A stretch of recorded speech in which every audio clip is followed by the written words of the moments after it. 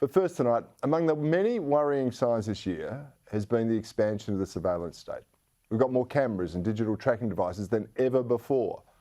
They're all for our own good, of course. I mean, they keep us safe, they add convenience to our lives, and they help ensure we never have to be out of touch with anybody or anything.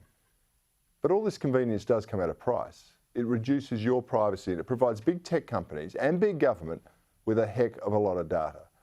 Now, most people probably don't care about that. They figure they've got nothing to hide, so who cares what snooping the government does or what big tech knows about them is of no consequence. Well, I got to tell you that that is a very short-sighted attitude.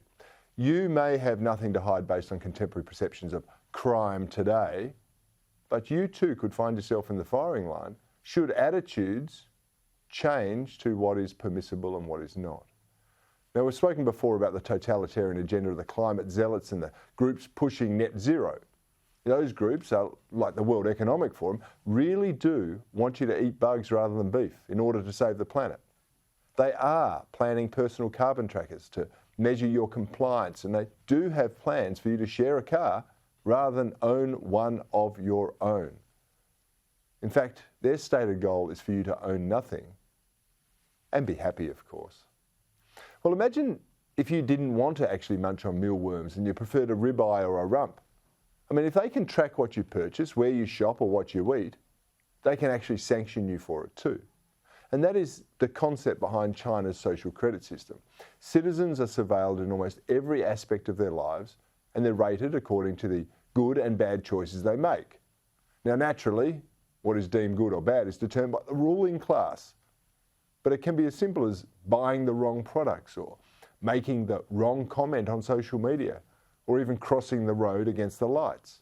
You know, they're those pesky self-directions that adults make after assessing the risks and making choices for themselves. Well, you see, that's not good enough in this brave new world. Government officials are the ones who will make the decisions for what is good for you and what's not. And it won't be long before they have access to almost every aspect of your life. I mean, they've already got your medical records. And my fear is that they'll use them to limit your ability to travel or go about daily life. Oh, hang on, they've already done that. The pandemic protocols and the vaccine passports taught us what is possible. Our financial institutions are trawling through every little expenditure to determine your suitability for credit.